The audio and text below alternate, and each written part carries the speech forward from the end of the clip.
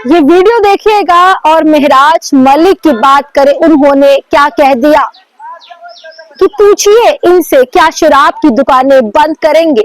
नहीं करेंगे शराब की दुकानें, क्योंकि हिंदू जो है शराब पीता है। और क्या कुछ कहना है, आइए डालते हैं एक नजर।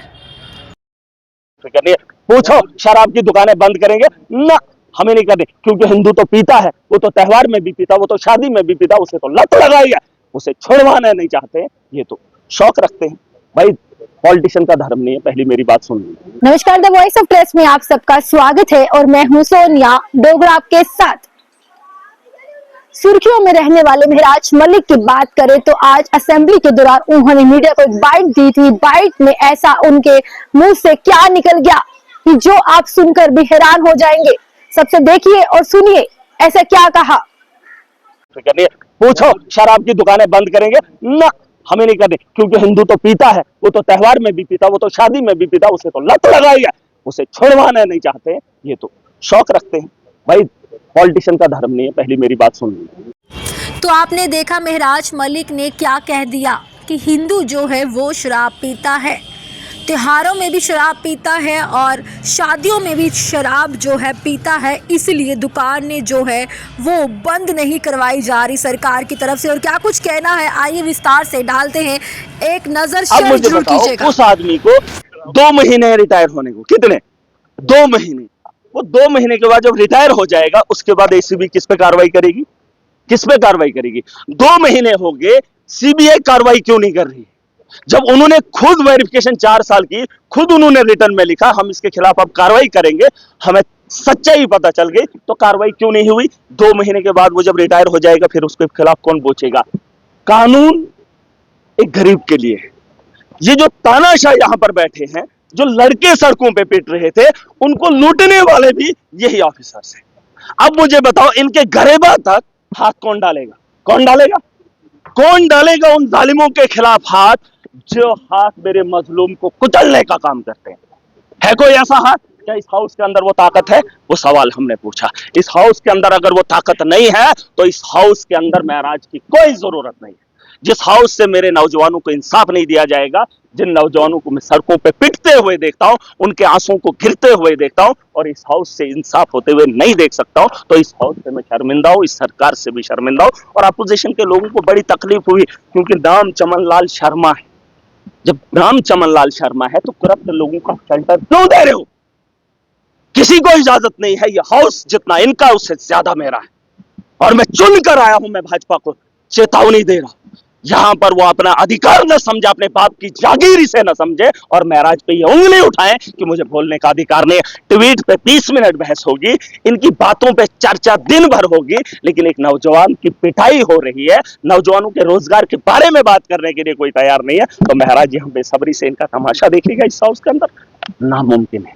सवाल बाहर भी उठने चाहिए जम्मू कश्मीर की बेहतरी के लिए, अंदर महराज पूरी ताकत से नहीं। जब जब बेहुदा सवाल उठेंगे महराज इन्हें रोकने का काम करेगा। मैंने स्पीकर साहब को कहा, ट्वीट पे कट मोशन पे क्या सवाल है? क्या इन्होंने कोई अफलातून का सवाल लाया होगा? अरे कट मोशन में भाजपा तो चीख ही रही है। 10 साल से बीजेपी और पीडीपी ने मिलकर लूटा। आज सवाल सरकार से पूछ रहे हैं कि भाजपा के उस अलायंस के साथ, जिस अलायंस के साथ इनने अयाशी की है और जम्मू कश्मीर को लूटा है, कट मोशन में वही सवाल मैं पूछना चाहता हूं पीडीपी के। फिलहाल तो उनसे मैं बात ही नहीं करना चाहता, वो तो कैटेगरी के हैं ही नहीं, वो कैटेगरी में है ही नहीं। क्या है उनका सवाल, मैं जानना चाहता हूं। मैं उनका जवाब डिपार्टमेंट से खड़े लेकर, अब सुन लीजिए, जवाब हम देंगे, लेकिन उनके जवाब के लिए, उनके सवाल के लिए बहस 20 मिनट। शर्मा ना होता, शर्मा नाम, अगर शर्मा ना होता तो फिर बीजेपी हमारे साथ खड़े हो जाती। देखिए महराज का एक उसूल है, महराज का एक उसूल है, चाहे हिंदू है या मुसलमान है, जो मेरे मजलूम को लूटेगा, हाँ वही मैं कह रहा, तभी तो बीजेपी को तक, वो तो हिंदुता के नाम पे राजनीति भी करती है, राजनीति भी करती है और खेल भी खेलती है। मुसलमान का जहां नाम आ जाए, मुसलमान का जहां नाम आ जाए वहां पे हंगामा बोलेंगे, लेकिन लूटने वाला जब लाठियां हिंदू पे पड़ती है तब ये नहीं बोलेंगे, तब ये नहीं बोलेंगे। जब नौजवान नशा लेता है, जिस नशा को इन्होंने बेचा है, तब इनको फिक्र नहीं है। पूछो शराब की दुकानें बंद करेंगे ना? हमें नहीं करनी, क्योंकि हिंदू तो पीता है, वो तो त्योहार में भी पीता, वो तो शादी में भी पीता, उसे तो लत लगाई है, उसे छुड़वाना नहीं चाहते, ये तो शौक रखते हैं। भाई पॉलिटिशियन का धर्म नहीं है, पहली मेरी बात सुन लीजिए। पॉलिटिशियन का कोई धर्म नहीं है, चाहे वो मैं हूं या वो है, न है न होगा न होना चाहिए। लेकिन ये जो राजनीति है इससे वारंट के बारे में बात, मुझे तो उसके बारे में इल्म नहीं, अभी उस पर भी बात करेंगे। कुछ लोग हमें सिखा रहे हैं, पहले तो राजनीति सिखाई है, अब कानून। देखिए थ्रेट्स हैं, कुछ भी है वो देखेंगे। मैं आवाम की लड़ाई आवाम में लड़ूंगा और मेरा केस आवाम लड़ेगी। देखिए कुछ काम जो काम हमारा है वो हम करेंगे, और जो काम जनता का है वो जनता करे। अगर केस हमारे खिलाफ है वो हमारा केस आवाम लड़े, मैं जनता का केस लड़ने के नहीं। सरकार किसने कहा? सरकार किसी की नहीं होती, वो सबकी होती है, चाहे मैं समर्थन में हूँ या नहीं हूँ, चाहे अपोजिशन। पॉलिसी सबके लिए, जम्मू कश्मीर के लिए बनानी, ये किसी पॉलिटिकल पार्टी के लिए नहीं। यहाँ पे पार्टी नहीं है, यहाँ सरकार सबकी है, ये बात आप सुन लीजिए। मैं सरकार का हिस्सा हूँ वो बात अलग है, लेकिन काम जब होगा उतना ही आपके लिए भी होगा, उतना ही दूसरे के लिए भी होगा। ये फर्क आप मत समझिए। आप पढ़ा लिखा तबका है, सरकार जब भी पॉलिसी बनाएगी तो सबके लिए बनती है, वो विपक्ष और पक्ष को नहीं देखती है। इस बारे में मत रहिए, मैं सरकार का हिस्सा जरूर हूँ, लेकिन सरकार पे देखिए कर लें, एक कानून का मामला है। अगर ऑनरेबल कोर्ट ने ये लिखा है तो जरूर उस पर बात होगी, लेकिन मैंने आपको ये कहा मैं आवाम की लड़ाई आवाम में लड़ूंगा। और सुन लीजिए, मेरी लड़ाई आवाम खुद लड़ेगी। कोर्ट में जाना हो आवाम खुद जाएगी, आवाम खुद देख लेगी। और सुन लीजिए, जो तानाशाह होते हैं ना, वो कानून उनका पेशा रहा है। कानून के साथ अब पहले तो पैसा होता नहीं था अपने पास, जम्मू की तारीख कब भुगते, डोडा की तारीख कब भुगते, पैसा भी है। फिलहाल लोग हैं, लोग देख लेंगे, ऐसा नहीं है, ऐसा कोई क्राइम नहीं किया है। किसकी? मेरी आवाज को नहीं, 15 साल दबाए हैं, आप क्या दबाएंगे? आपका आवाज गूंजेगा, पूरा देश जानेगा, इनके हकीकत को सामने लाएंगे।